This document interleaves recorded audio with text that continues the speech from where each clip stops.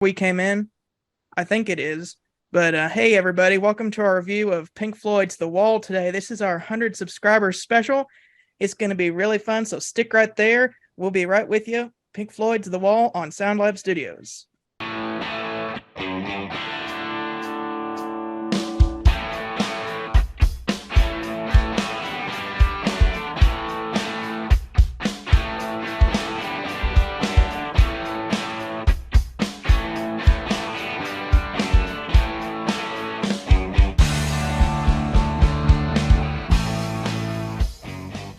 Hey everybody, welcome to SoundLab Studios. This is our 100th subscribers special. Once we passed 100, we promised this for you. It's our review of Pink Floyd's The Wall, and we got a very special guest today. This is Joseph Snyder of Blue Moon Film Productions. What's up, everyone? How's it going, Joseph? If you haven't, go subscribe to Blue Moon Film Production. And then, of course, we also have Jeremy Duncan here. Woohoo! Hello. I don't have much to say. Says Mr. Professor Duncan to you. Mr. Professor Duncan. No. Anyway, we are here to review Pink Floyd's The Wall today, and we're going to do something a little bit different.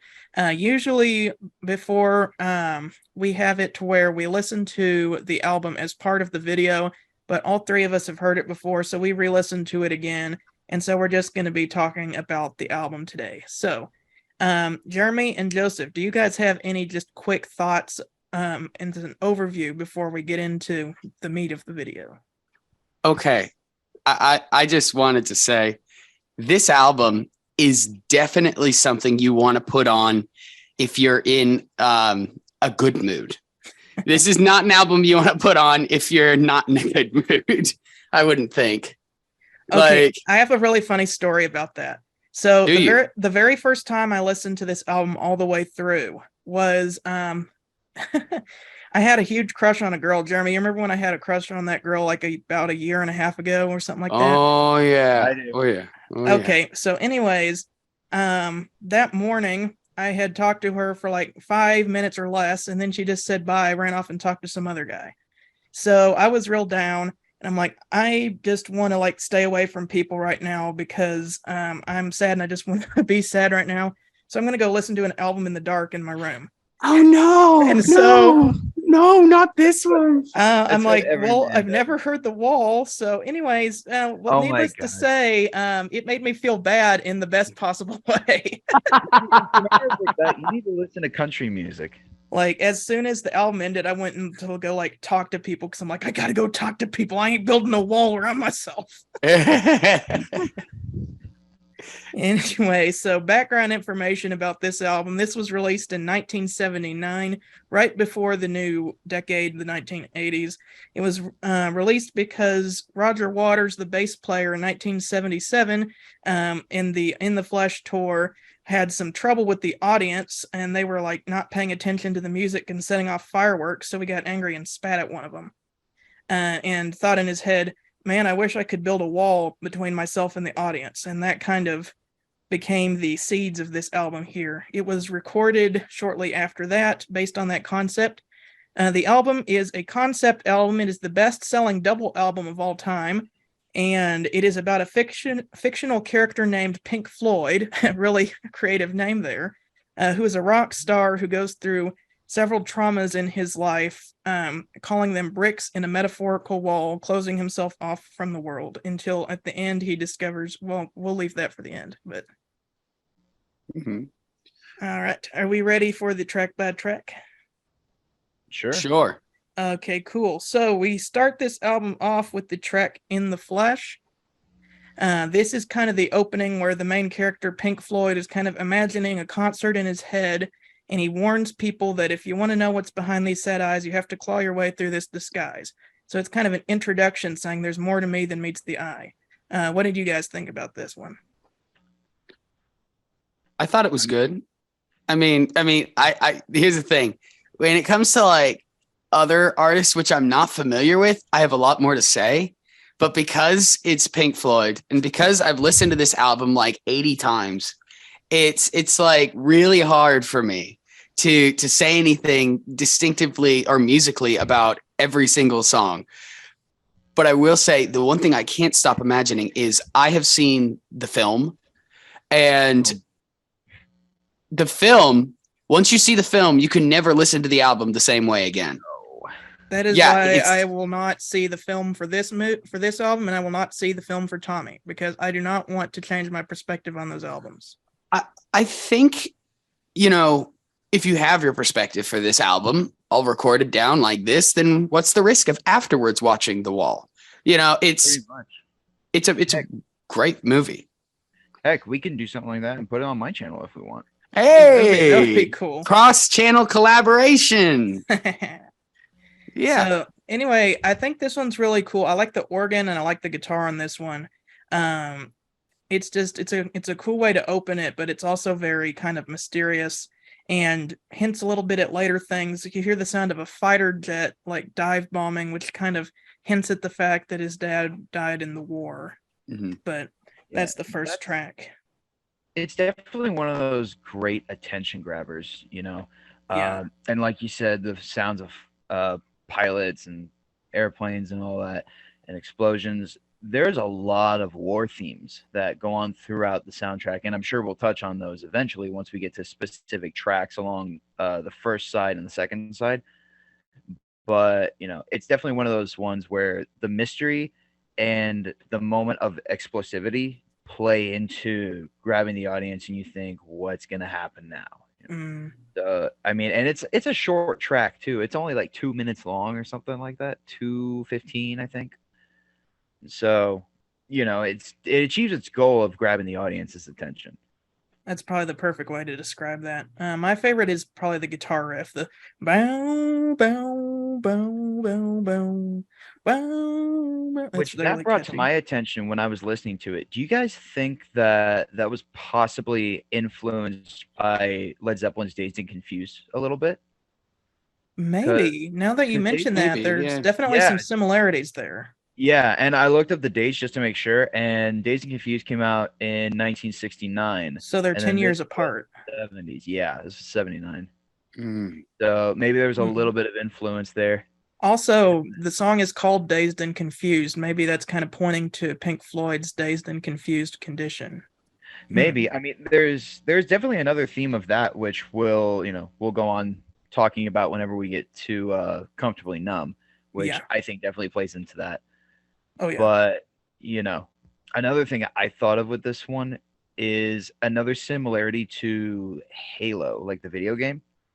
The theme song from Halo 2 sounds very much like this first track as well. And then also, I wrote it down. Also in the track Empty Space is the same sort of like holdout notes play as well. Oh, funny thing you should say about that. Michael Salvatore, he's the composer who did the music for the Halo games. He's a huge fan of rock and roll, and he's even been cited as being a fan of Pink Floyd. So you're correct there. Oh. Yeah, I was gonna say I'm very sure that he was influenced by that. I forgot his name. Thank you for reminding me of that. Cool. Okay, so then we're going to move on to the Thin Ice. So we hear the baby cry, and then this song is basically the mom like warning her son, which is Pink Floyd, like, don't go out on the thin ice or you're just going to crash through. And it's kind of the beginning of her overprotectiveness due to his father dying in the war. In a way, it's almost kind of like the start of have you guys heard of the Hero's Journey by Joseph Campbell? Yes. In a way, it's kind of that first step. So there's 8 stages of it. Garrett, I assume you don't know what the Hero's Journey is? No, but you're welcome to talk about it. So there's 8 stages according to Joseph Campbell in the hero's journey, and then the first 4 is like the setup for the hero, and then the second half is the conflict and the resolution. And so this very much seems like the first stage of the setup of the main character, which I didn't even realize. Maybe I missed it, the fact that his name is Pink Floyd, like you said. But this is a great like first step. It kind of shows like how the world he's born into, dad's death, or dad being on death's doorstep. It's not really made clear. I think at this point it's just that he went off to war and then he dies afterward in another Brick in the Wall Part 1. So probably because there was a few words in On Thin Ice that made me think someone is on death's doorstep. Yeah, because they says Mama loves Mhm. her baby and Daddy does too. So I think Daddy's still alive. He's just off at war right now. Probably. But it's very haunting with the piano, like the do do do do do do those piano Mhm. chords. Which, an interesting fact, Rick Wright, the piano player, was actually fired during the making of this album and then rehired as a studio musician, which is really weird. Almost like that one time with the White Album that Ringo was fired for a little bit and then he was rehired. So that is the Thin Ice. We then go on to Another Brick in the Wall Part 1, which Mm. introduces us to this leitmotif. And Joseph, that this is a fancy musical term for repeated musical idea that you're going to hear throughout this album. Oh, I And know. the do do do do do do do do, you're going to hear that a lot throughout this album. But it talks about how his father died in the war and didn't exactly leave him anything in his inheritance. And he's kind of upset that his dad died when he was young. It's also a very anti-establishment song as well. It's a good Yeah. thing to remember. Yeah. But I also kind of always made fun of it as a kid because I was thinking, we don't need no education. We're not at that part. Yes. That's part two. Oh, it's part two. We're at Sorry. part one. Yeah. I listened to it's guys, it's 80 minutes of music. And I didn't parts. Yeah, there's I also didn't there's and I also didn't three parts to Another Brick in the yeah. Wall. So And I didn't take notes, which I'm regretting now because half of the songs that y'all are talking about, I'm thinking, oh yeah, yeah. And I'm looking back at the track list now and I'm like, I don't remember what this one was like. well, that was Well, kind of yeah, me when we listened to Blonde on Blonde by Dylan. Like I love the album, I bought it, but like we got to like Temporary Like Achilles and like Absolutely Sweet Marie, and I'm like, what did this song sound like? That was Yeah, like right exactly. after Yeah. we listened to it too. Mm-hmm. So yeah, Brick Part anyway, One kind of don't showcased mind me. I'm just here for the the vibe. depth of the journey, though. If you think about it, Mm, like it just kind of shows that he's on his way. yeah. You know, but we're almost at part two, Jeremy. So don't worry, Yes. we'll get to that. Like This one's these kind three songs, Another Brick in the Wall Part 1, Happiest Days of Our Lives, and Another Brick in the Wall Part 2 are they're all kind of like one song yeah, it's because like they a all medley. yeah. And I've heard them all. Like I went to a Pizza Hut one time and they played all three of the songs straight in a row. It's a Pizza Hut. I don't expect much in terms of popular music. This particular That Pizza Hut Pizza Hut, actually that Pizza Hut is inspired. It's inspired. Either that or they just didn't care. Maybe well, someone's Spotify was put on and they're just like, anyways, then we get to the Happiest Days of Our Lives, which introduces us to the teacher. which also in turn introduces us to the backstory of Pink Floyd as well, with his life as a child. Mm-hmm. So it kind of shows where some of the conflict started, which they'll also set up later on. Mm-hmm. When he was a kid, it says there are certain teachers, and the teachers like weren't very. They were like kind of drilling into his head, like this is what you're supposed to think, and kind of taking away all the creativity out of him. Do you guys think that this track was possibly, and part two as well, was possibly a commentary on fascism at all? Perhaps Or, we get or more to a maybe, comment on fascism later with like this, like the stuff with like the hammer at the end. yeah, I mean, either that or maybe communism, since communism was on the rise around this time. Hmm. So, and Perhaps. especially with the hammer, since the hammer and sickle were the big icons of the communist flag. Hmm. Yeah, maybe it was. Jeremy went mute. Oh, I suppose that yeah. Just There you go. just me nodding along. You're just like, oh yeah, yes, I concur. Anyway, but then at the end it talks about how like the teachers even have his own stuff going on. Like was when he gets home, apparently his wife isn't being very nice to him. And I read that either is literal, that when the teacher gets home, like his wife is mean to him, or that's just what Pink Floyd is imagining to make him go into class easier. That when the teacher gets home, he has a miserable life with his wife, Or it could be both. or both. If you see someone who's miserable and they're treating people miserably, you probably think something horrible is happening to them at home. You know? Probably. What's the phrase? Usually, it's like bullies were once bullies. Bullies were once bullied at a point in their life, Yeah. something like that. So Now we get to the most famous track on the album, Another Brick in the Wall Part 2. This was released as a single and is Pink Floyd's only #1 single. Although I wouldn't really listen to any Pink Floyd, like just taken out of context, because it's meant to be listened to as an album. There's a couple. There are a of few. I would disagree with that. I'd say there's a few songs, especially on this album, that Yeah. I've heard so many times, and I can just put it on because I love it. I mean, of course, you have to understand the context, but even then, some of them are just really good songs. Yes. Oh, And yeah. I'll point them out when we get to them, and this is Yeah. one of them. Mhm. This is one of them as well. The next one is one that I've heard on the radio just Oh, so yeah. many times. But I And guess you could say this is an anti-establishment song, but in the context of the Oh. story, Another Brick in the Wall doesn't refer to you're just another brick in the wall, like the teachers are just making you another brick in the wall. It's he's saying that straight to the teachers, that like the trauma he's receiving is another brick in his metaphorical wall that he's using to block himself off from society. Yeah, this is definitely a song about like rebellion and going up against the organizational order that's there. Of course, you know, the school system is representative of probably representative of the government if you think Yeah. about it. And You as know. we all know, Roger Waters loves the government. Oh yeah, I was thinking more of society as as a whole is represented by the school, because it's like that seems to be what in not only in to the government but to free market, to society itself. Everybody else is just another brick in the wall, and nobody seems to matter to each other, and it creates a wall of isolation. That's one of the ways that I always viewed this piece.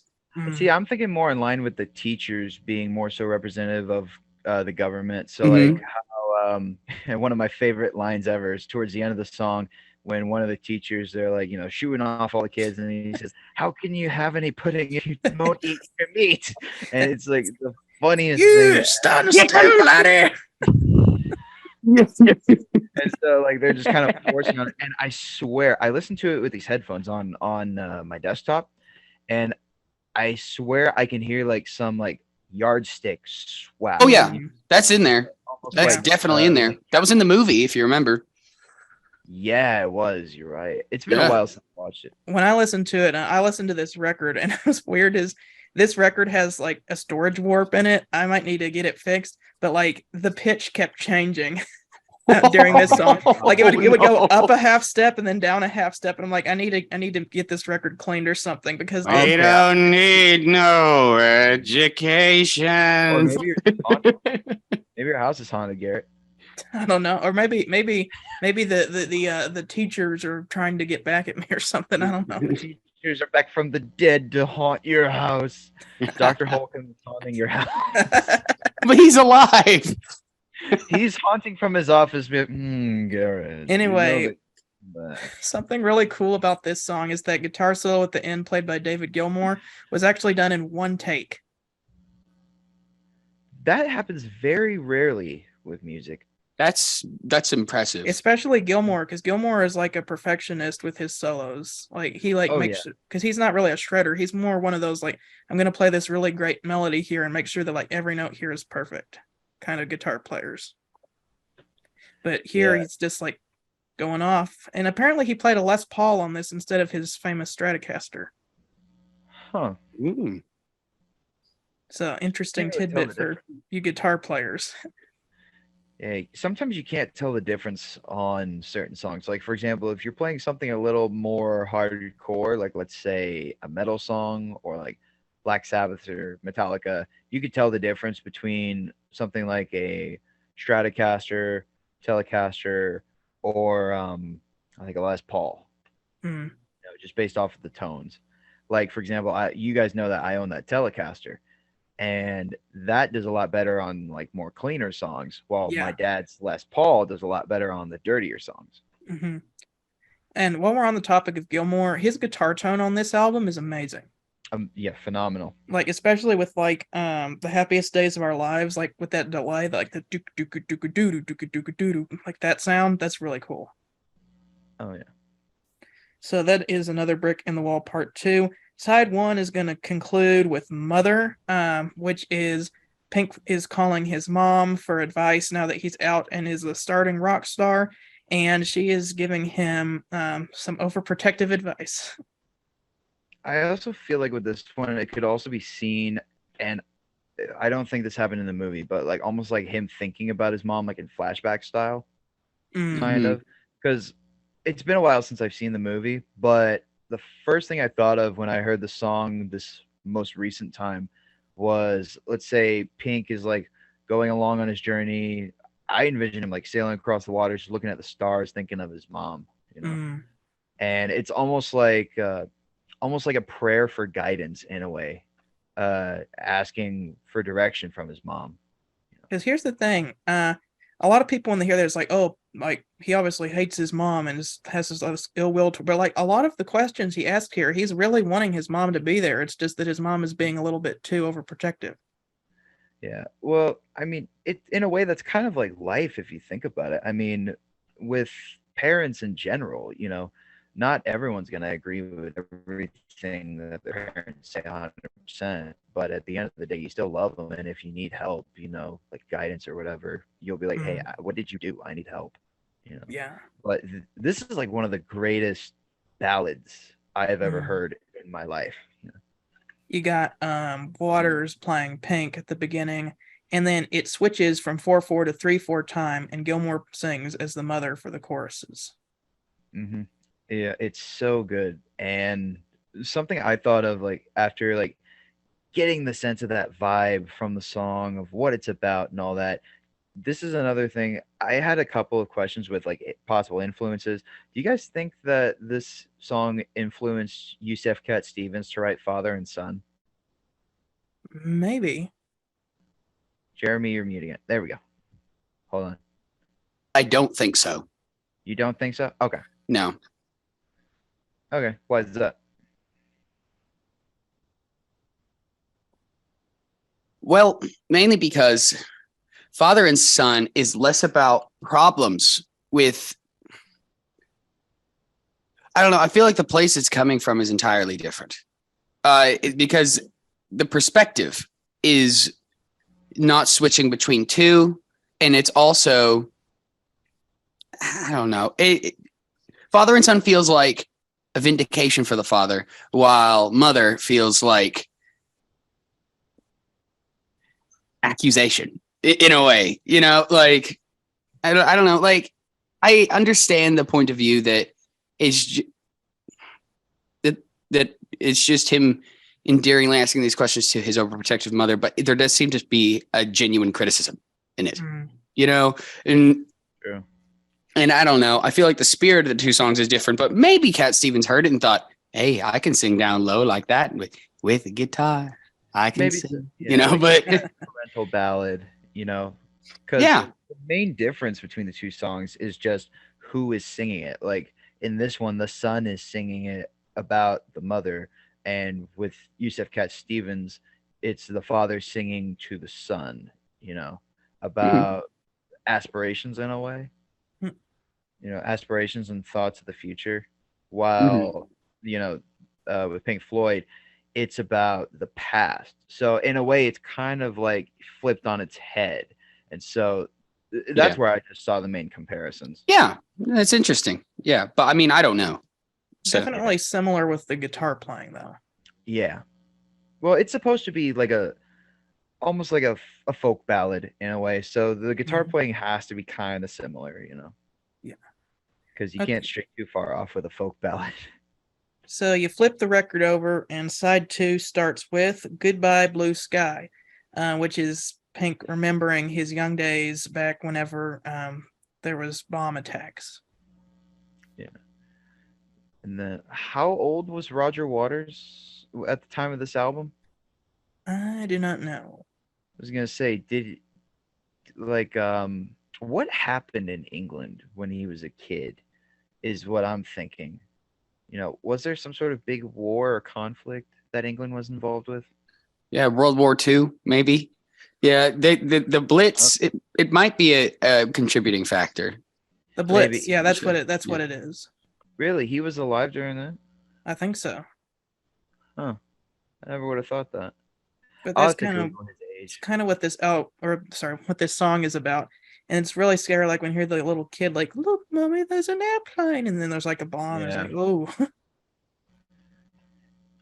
Yeah, like I said, a lot of war themes throughout this one, Yeah. and of course, World War II is the first thing that came to my mind, but I just wasn't so sure how old Roger Waters was, and so like I couldn't say for sure, but definitely a big conflict Yeah.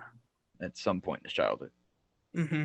And that goes straight into our next song, "Empty Spaces." This song is creepy.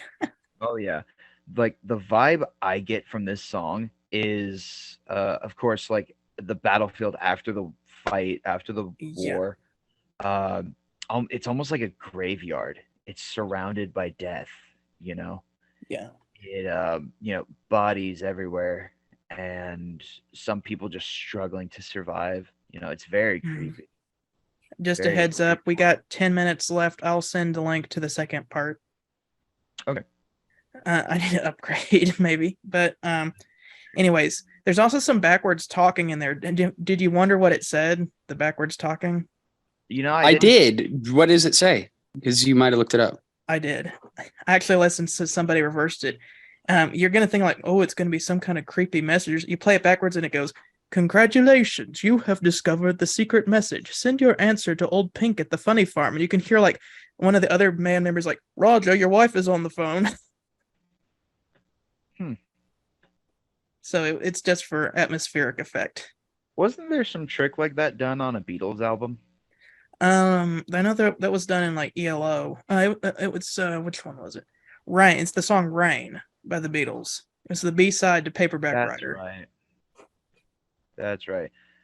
I was gonna say there's a few people who've used the backwards recording, and I think they did it just because of the controversy of it. Because I'm sure Yeah. if you guys remember back in this time, like in the '60s and the '70s, once it happened, people used it because everyone was saying, "Well, it's a message of the devil. It's hypnotizing our children," and all that. And oh my gosh, that was crazy. Electric Light Orchestra purposefully made a backwards message that said, "The music is reversible, but time is not. Turn back." just for all those people who were saying that. It's that dang devil music. We can't let the children listen to it.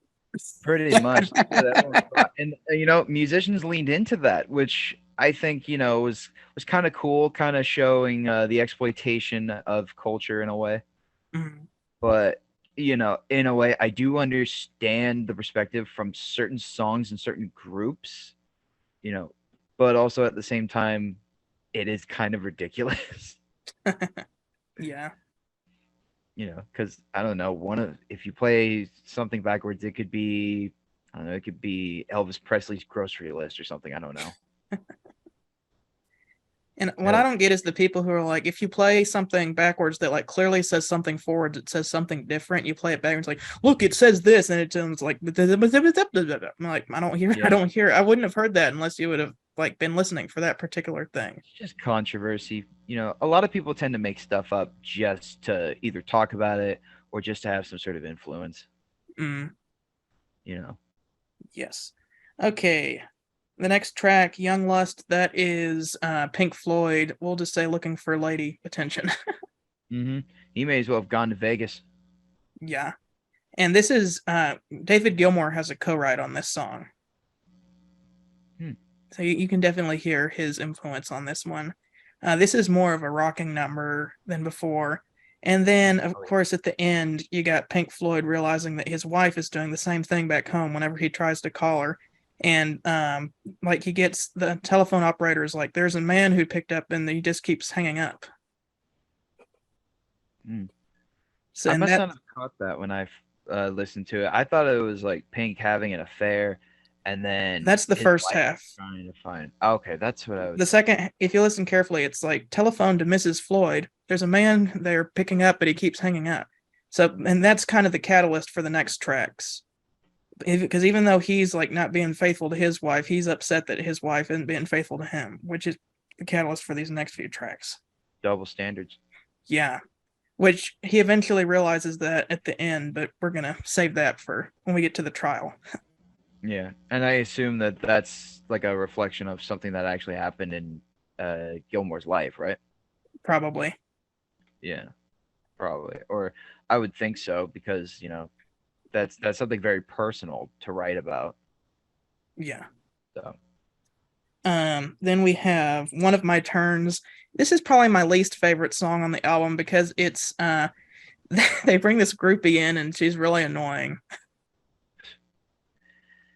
But yeah. the story is basically Pink Floyd is trying to get back at his wife by bringing a groupie back to the hotel, and he goes so crazy that she runs off and he ends up smashing everything in the hotel. Fits of rage and all that, Yeah. you know. And almost kind of like it kind of shows him in a way realizing how he messed up and not necessarily falling out of love, but the He's love just like isn't there anymore, he's like coming to a crossroads in this song where it's Yeah. like what can I do? I can either fix this or I can continue to build my wall. And he goes with the second option. Yeah. So then we get to Another Brick in the Wall part 3. And this is whenever it's the culmination of all of these things. The teacher and his mom, his dad dying, and his wife cheating on him. And he thinks it's time now to build the wall. And so he puts it up. He kind of like goes crazy, throws TVs around everywhere. And we get, it kind of gets real quiet. And we get to our final track on side 2, Goodbye, Cruel World, which is really short, but it's very effective. It is. I mean, obviously the thoughts here of the song, it's got to be about, death, possible suicide, Yeah. No, since, like the side ending on the words goodbye, and then like you have to get up and change it to the second record. Like the first time I listened to this, I thought like, oh, did he just kill himself there? But it's really just that he's closing himself off from the world. But like it's Yeah. a very haunting way to end the first half of the album. Oh yeah. In a way to end anything, really. It's a very haunting way to end anything. Yeah. But I know there's probably going to be a better time to talk about this, but I probably won't remember. What I was going to say is I love how this album treats isolation not as something that people can glorify, but it treats it as a genuine problem. yeah. Because like there are some people in society who will be like wallowing in the fact that nobody talks to them, wallowing in the fact that they don't get what they, like that nobody contacts them first or this or that. But like a large part of this album is saying if you choose to isolate yourself by not doing anything, not reaching out to anyone, that's very unhealthy.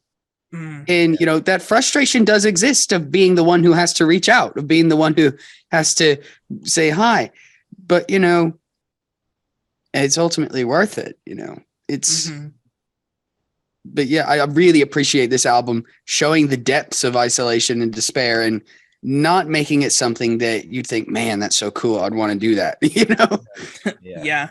It really shows the struggles of it internally. Oh yeah. So that's going to be our halfway point. I'm going to send the link to the second Zoom meeting and we will get started with the second half. Don't forget to like and subscribe.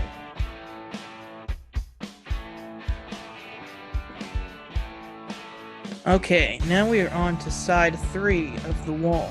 This starts out right away with a really good one. Hey You. Oh. It's so good. This is. Go ahead, Joseph. I was gonna say it's another good one that's played on the radio all the time as a single song, and it deserves to be. It's so good. It's so good. Oh yeah. I mean, I think it's good in the way that Hurt by Nine Inch Nails and then covered by Johnny Cash is, because it has this distinct power. It's very repetitive, and yet it somehow is able to. It's sort of like in the olden days of society, they used to categorize music by humors, by certain very strong basic emotions.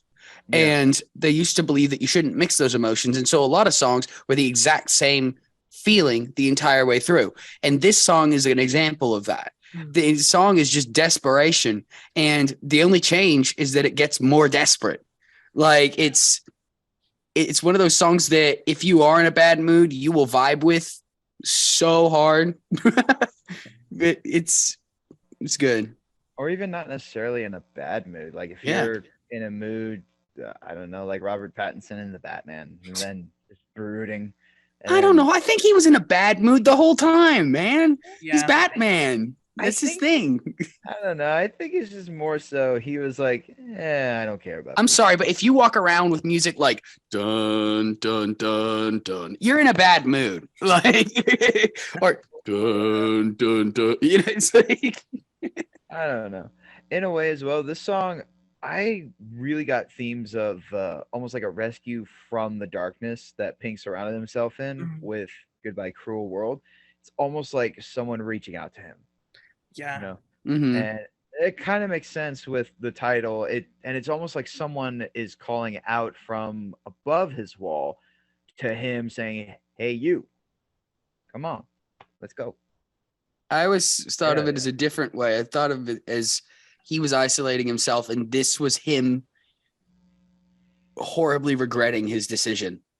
And this is just him screaming out into the void that he needs help before he realizes the only person who can take down the wall is him. I feel more like Jeremy with this because like having this directly after Goodbye Cruel World, like there's no song that's like I'm free of all the people who are like no, it's like straight from Goodbye Cruel World, I've built the wall to I'm already regretting what happened. Mm-hmm. true. And I can like imagine like in my head it's weird. I like have a little film that plays in my head when I listen to this album. And at this part, what I Ooh. imagine is I imagine like this picture right here, the wall, and I imagine one of the little bricks popping out, and you can see Roger Waters' face. He's like, "Hey, you." Mm-hmm. You know what's really sad? What? In the film, they filmed an entire segment of this with this song and it got cut for time. Oh no. Yeah. I almost forgot about that. Mm-hmm. It wasn't in the film. That's No. sad. Well, it was on the tour, and on the tour, this is a good time to bring this up. Whenever they toured the wall, during the first half of the album, little by little, like roadies would come place these big, huge foam blocks between the band and the audience, and then at the time that the album gets halfway through, they've completely finished the wall, and so like you can't see Pink Floyd, you can only hear them from behind this big wall, and at the time, like you can hear Roger Waters, and then like you don't see anybody until like during Comfortably Numb, David Gilmour, like a light would shine on him and he would be standing on top of the wall and he would play his guitar solo. And then of There's course gotta at the end it be would that somewhere. I don't want to ruin the end though, but There's got to be footage of that somewhere floating around on YouTube. Oh yeah. hopefully that sounds really Where it cool. will cut into here. No, no, We you'll could. get copyrighted. Yeah, but what I really like about this song is that the guitar solo, underneath the guitar solo, the rhythm playing is another brick in the wall. Yep, it's one of those. That's just throughout the whole album. On, I think it's like 6 or 7 different tracks. Yeah, and it's Something like always really powerful whenever they choose to put it there. you know. Yeah. In a way, it's almost like they were writing a film score if you think about it, because you know how with a film's score, they have to have like an underlying theme throughout the whole thing. Yeah. Yeah. So, like, Leitmotif. Yeah. yeah, like a leitmotif. So, like for example, the Wolfman soundtrack, you'll hear the same notes like bum bum bum bum bum, throughout the whole film. And it's in a way, it's almost like Pink Floyd was writing a film score. Mm. Yeah. It's insane to me that they wrote this album not even thinking about it being a movie, and then somebody just said, "Hey, you should make this a movie." They thought, "Hey, that's a good idea." Like Yeah. it wasn't like they had this in mind from the very beginning. That's what makes the movie so much more impressive, is that the music just it's so well integrated into the film. Well, this feels like watching a movie. Like it's literally like it sounds like the sound of a movie. It's everything but the visuals. Like it's almost like here's the soundtrack. You can like put the visuals in your head. And Mhm. it's weird. Sometimes that happens. Like sometimes people write the music before the movie is filmed, or some people film all the stuff before the music is written. And then, but most of the time, it's just coerced between the two. They think of the music and they're filming it at the same time, and they'll have it play on like a track, you know. But it's always interesting, and I think a little more effective whenever it's done one way or the other. Like Joker is a prime example of that, you know, You where know, they also filmed it. Pink Floyd's done it before. They didn't mean They to, have. but but Dark Side of the Moon, line it up with Wizard of Oz. It's one of the best experiences you will ever have. It's crazy. I Really? promise you. I promise you. It's real. It's real. I'm gonna see if that's floating around somewhere because that sounds Oh, awesome. they have it on YouTube where it lines up completely. So cool. Where it's like Between they like say like any color you like as soon as like she walks into the color. that makes a lot of sense. Yeah, I'm gonna go look for that after we're done here. Then I've seen parts of it just because like I saw a video where it's like the dark side of the moon lines up perfectly with the Wizard of Oz. And like, let me see that. I like Googled it and they have like the full movie on YouTube where you can watch it with the dark side of the moon in the background. And like all these really weird coincidences happen, like where they say something in the lyrics and like it happens on the screen. do stuff for my channel. Yeah. Definitely. Is there anybody out there?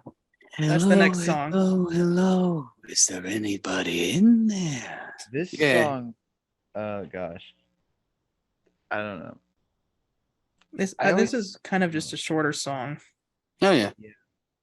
I feel like this is one of those songs that it's almost like Gilmore questioning God in a way. If you think about it. And of course it's a precursor to Comfortably Numb, of course. Yeah. Oh, it's lovely, yeah. Which I have quite a few thoughts about Comfortably Numb, but I'll I save those do for when too. we get there. Because Yeah. I think that it's a double the title is a double meaning, but we'll get there. Oh yeah. For sure. Yeah, when we get there, I've got a lot on that. Yeah. Anyway, so let's get through these short songs so we can get there. Okay.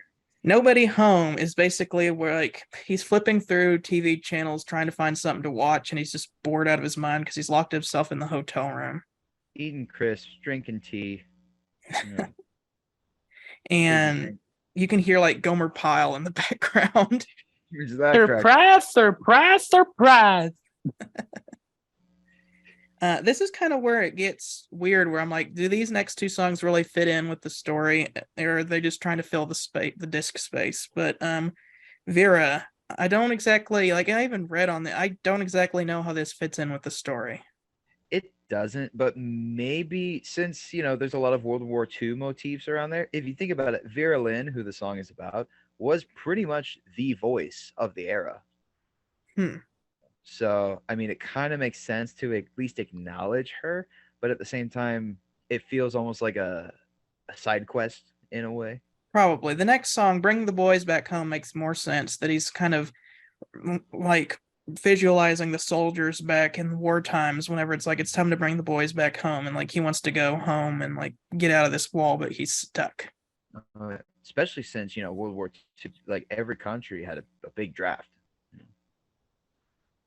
Yes. It was either a draft or they were just forced into Germany. They forced people to go in to be a part of the Nazi party. But like America, for example, we had a draft. I believe England had a draft as well. Anyway, it's time for the big one. Oh yeah.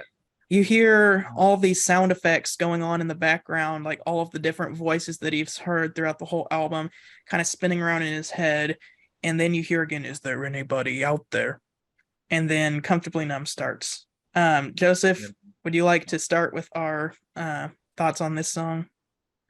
Sure, I'll do it. So mine kind of coincides with the story. So, and I've told you guys the story before. My senior year of high school, when I was a part of the band, we played this song for like the finale of it.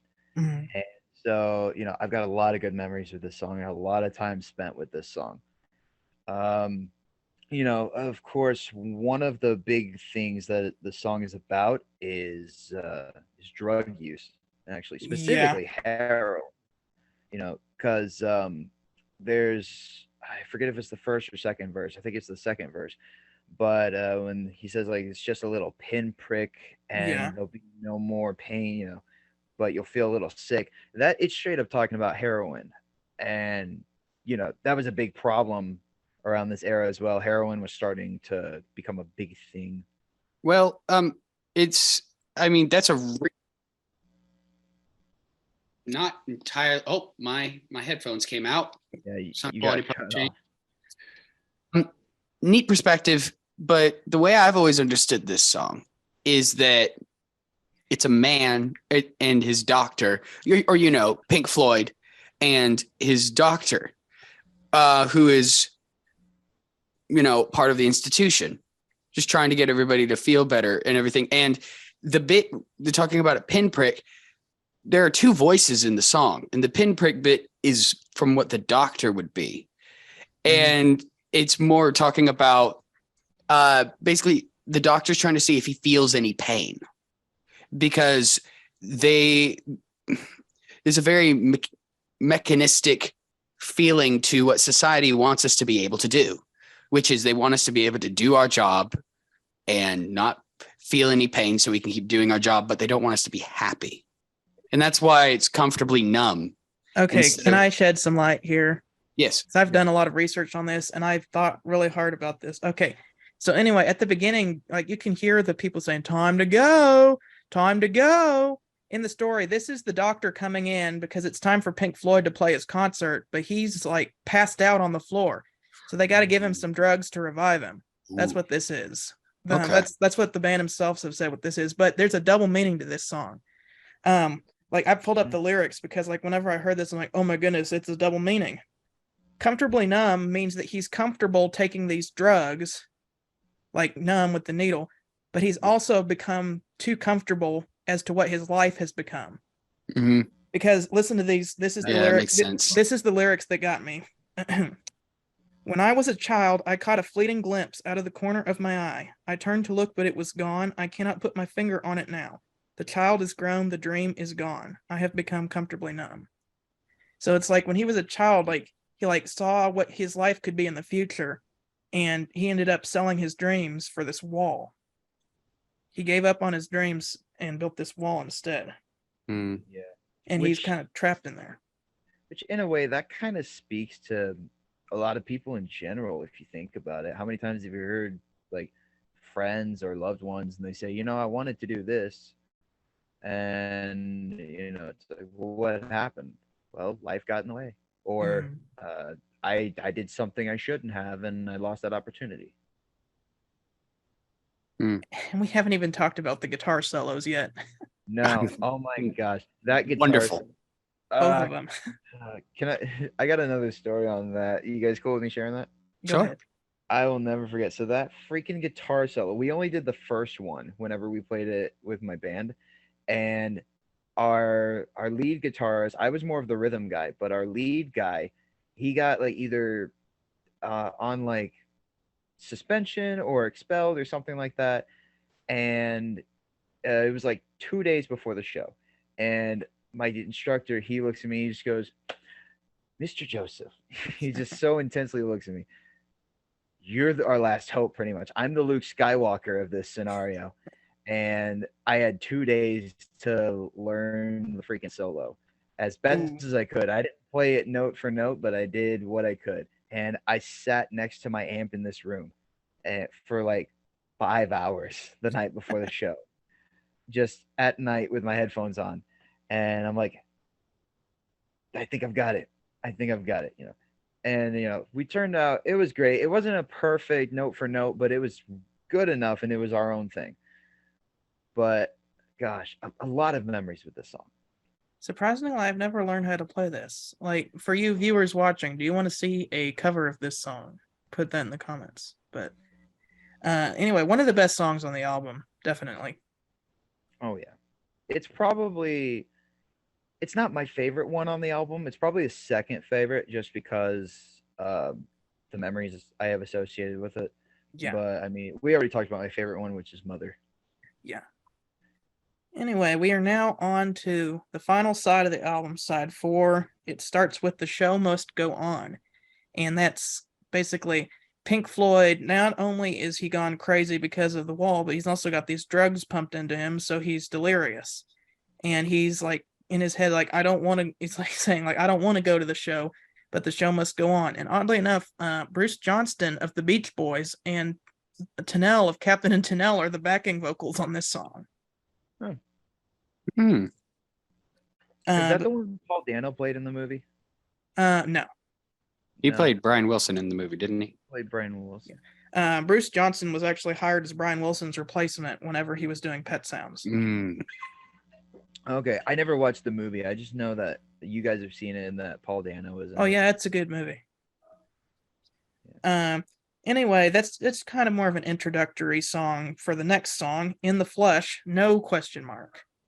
And this is where Pink Floyd is no more, and now we have the Hammer, who's basically a neo-Nazi dictator who basically calls fans out and is rude. Yeah. Isn't this the track where he's like asking like, are there any queers in the audience? Yes. Yeah, and I hear that and I'm like, whoa, this album would get canceled today. Well, this is the exact same music as the album begins with, leading you to believe that the album at the beginning is right before the concert. He starts thinking about his life, and here's where it picks up at the concert. But the thing is, like, because of all the crazy stuff he's saying, I don't know if he's actually singing this at the concert or if this is all just going in his head before the concert. Well, maybe it's like one of those stories where it's in a certain point in time. There's a lot of backstory that they have to go over. So like for example, the Elvis movie. It started out the opening scene was in Vegas, and then they went throughout his life and his early career to go back to Vegas eventually after a couple hours. Yeah. I think that's what it is. So anyway, he starts finding all these people who he's like, they're not worthy apparently, and is like, get him out of here. And it's just kind of showing how crazy he's gone. And then we have the follow-up song played at the concert, Run Like Hell, which is like the same similar lyrics in that one too. Yeah. I really like the guitar tone in this one. Yeah. There's definitely a good lick in this song. Good not a good lick, good riff. And it's in major, which is really surprising because it's a very dark sounding song for being in the major key. Well, a lot of the lyrics are dark, so the content material is dark, but the tones are pretty bright. Which always makes for an interesting sort of conflict with a song if you think about it. Because gosh, I don't remember the name of the song, but there's some song that I heard one time. Maxwell's Silver Hammer? No, yeah. I think it was like a country song, but it was like, it might have been a George Strait song. It's like in a bright key of like G, and then it's about like divorce and a dark point in a man's life. And, and a lot of country songs tend to do that as well, like messed up lyrics in higher tones and brighter keys. Which, it's funny enough, this was released as a single, so apparently people must not have been paying much attention. Yeah, this is one of those ones that gets on the radio as well. Usually they only play the ones that have been singles on the radio. But then again, with Spotify, who needs the radio, right? Yeah. Yeah, that's sad, but yeah. Following up with Waiting for the Worms, this is kind of showing that like he's really going crazy, and these metaphorical worms are like eating into his brain. The worms ate into his brain. Almost like the worms are just eating into him like maggots and worms do with a corpse. And at the same time, it's like he's holding this fake rally, going around as like, come on, everyone. Yeah, leading into those neo-Nazi themes from In the Flesh, no question mark. And like it gets to the point where he's like going so crazy that he's like stop. He yells stop, and then that's when we get to the song Stop. And he's kind of reconsidering, and it's like he says like, I want to take this uniform off. So he's like, I want to shed this Nazi dictator personality that I'm imagining myself as. I want to go home and I want to figure out, it's like, am I guilty? So he puts himself on trial to see if he's guilty of having human emotion, and we get to the trial. Okay. I have many, many things to say about the trial. It's like a demented Disney musical. In a way. Honestly, it is to me the most impressive song on the album. Oh yeah. Because of just everything that's going on at the same time. And this is one of those songs where it's just so mad. Like,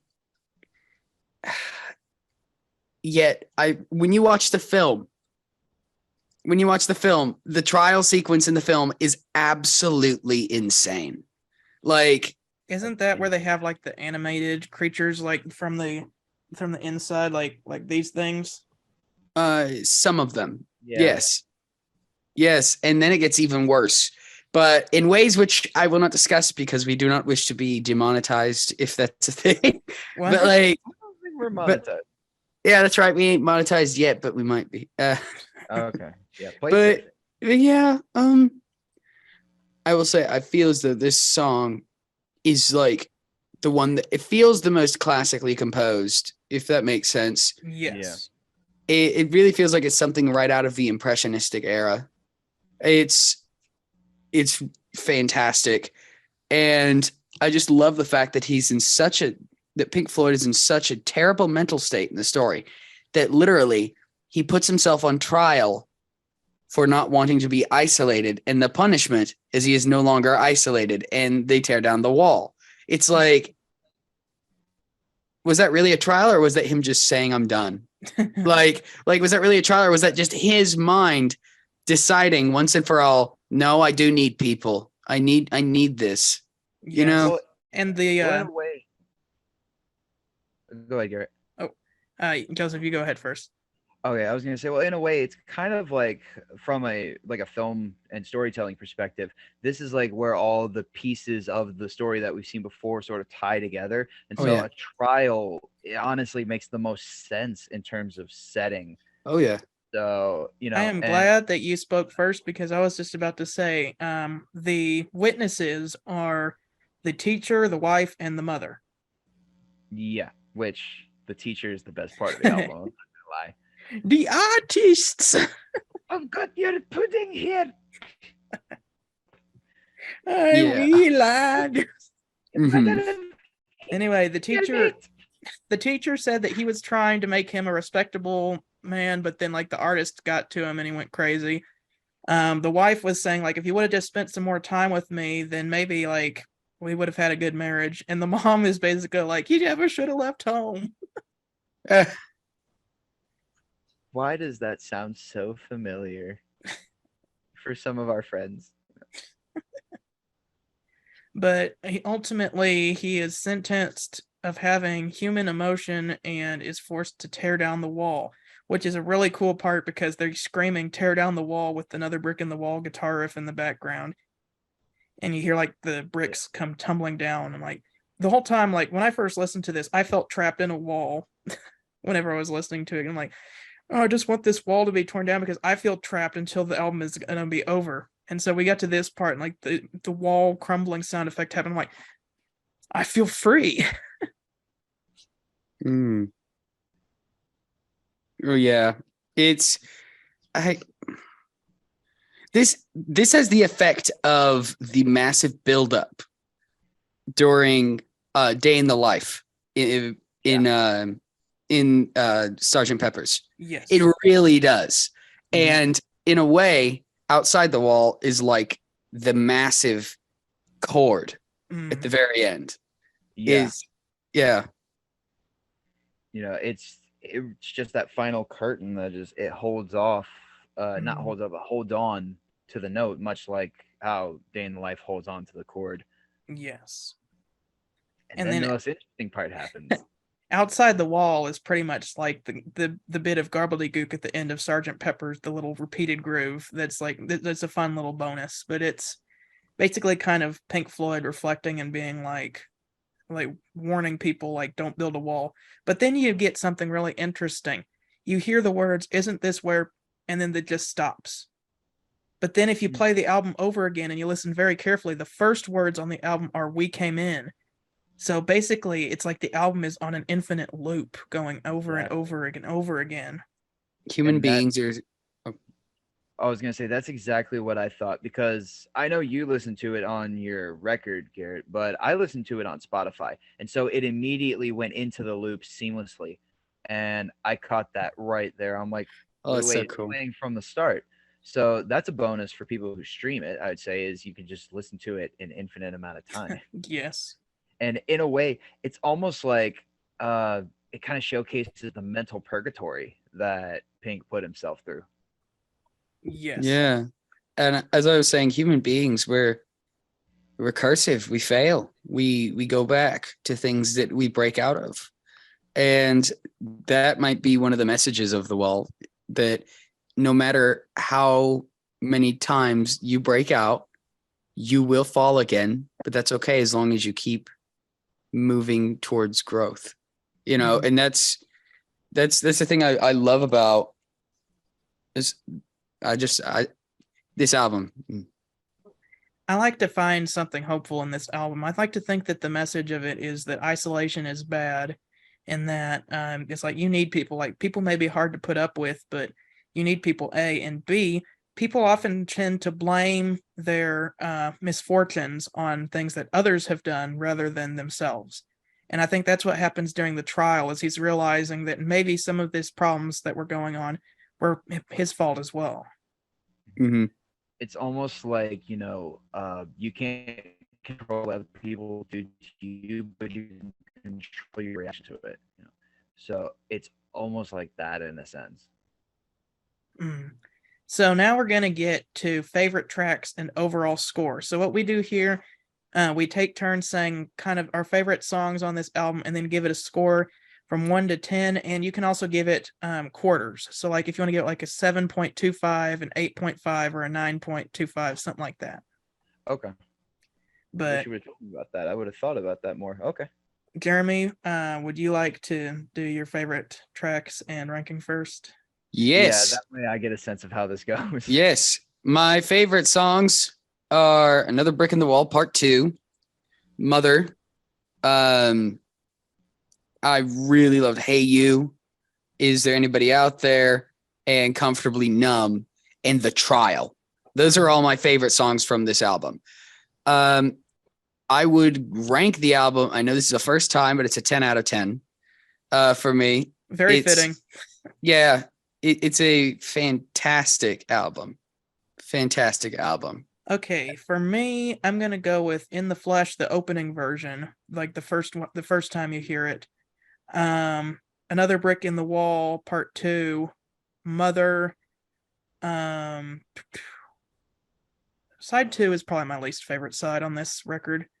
Yeah. But then you get good stuff again on side 3. Hey You, Comfortably Numb, and the Trial. So I guess the same as Jeremy, but I'm going to give this a 9.25. I rarely I have not given anything a 10 so far, but 9.25. It's a very very good album. Jeremy like making motions that it needs to be Oh, higher. it's almost perfect, Jeremy. It's almost a perfect score. 9.25 is very high for me, and I it's think one of the that's fair. highest. It is one of the highest ranked albums that we've done on this channel so far. Yeah. What's the highest one? I ranked Moving Pictures by Rush and Boston's debut album 9.75. And then Okay. Jeremy gave Thick as a Brick by Jethro Tull a 10 out of 10 as well. Oh, that's right. Yeah. Yeah, of course Jeremy gives Jethro Tull a 10 out of 10. Yeah. But I gave it a 9 out of 10 though. It's a good album. It's interesting. Walls and bricks. Those are the things I give 10 out of 10s to. That's true. Okay. So I guess Another it's my Thick turn. as a Brick in the Wall. Another thick as a brick. So I guess it's my turn now. Yes. Okay. So I'm gonna give 5 tracks that I like, kind of Okay. in an order. So at the top of the list is Mother. I'm a sucker for ballads and anything acoustic guitar, because I kind of go by the philosophy that Paul Stanley has with Kiss, where if a song doesn't sound good on acoustic guitar, not a good song. So that one's at the top for that and the messages with it. Number two would probably be Comfortably Numb, just because A, the memories I have with it, and B, kind of the message it would have for any sort of thing to do with addiction as well, or substance in a way. And I think that's something that not a lot of writers write about nowadays. And it is a very dangerous thing. Number three, you guys are probably going to think this is a little weird, but number three for me would be Empty Spaces. And you guys might understand why once I explain it. You guys know that I love horror. And since this gives very much like a gothic, eerie vibe to it, I envision a monster movie, you know? And so just, seeing in my head just the aftermath of a battlefield is dark and cloudy. I love images like that, It's weird and it's kind of macabre, but I don't know. I just like images like that just because of how much it makes you think. Of course, Another Brick in the Wall Part 2 has to be there. A classic rebellion, fight the man kind of song. Who doesn't love those? And it's classic. And then unfortunately at the bottom of the top 5 would be The Trial, just because I never really remembered The Trial whenever I was trying to remember the songs from this album before I listened to it again. But once I listened to it, The Trial was the song that stood out to me the most, other than the ones that were my favorite. Which is weird because a lot of people don't like The Trial because it's like all this rock music and all of a sudden it takes on this farcical musical approach. But I think that that's really cool. Well, I mean, I like The Trial more so for the storytelling element of it, more so than the musical component of it. And so that's why I think it goes up that high on my list as far as the tracks, just because it kind of wraps everything up in a nice little bow before putting in that that sort of opening that, hey, it's a cycle. So it was like a good little ending. Overall, I would give the album, I'll give it a 9, just because it's a great album, but at the same time, this is not one of those things that, you'll listen to if you're just driving to work, for example, or in everyday life. You're going to sit down for a good couple of hours. You put that knife back, Jeremy Duncan. I swear to God, I will come to your house and I will shoot you. No kidding. But, it's not one of those ones that you can just take 20 minutes and just listen to part of it and all that. You have to sit down almost like you're watching your favorite television show or your favorite movie and just listen to it. And that is going to conclude our review of Pink Floyd's The Wall today. But before we end, I just got one last question for you. Isn't this where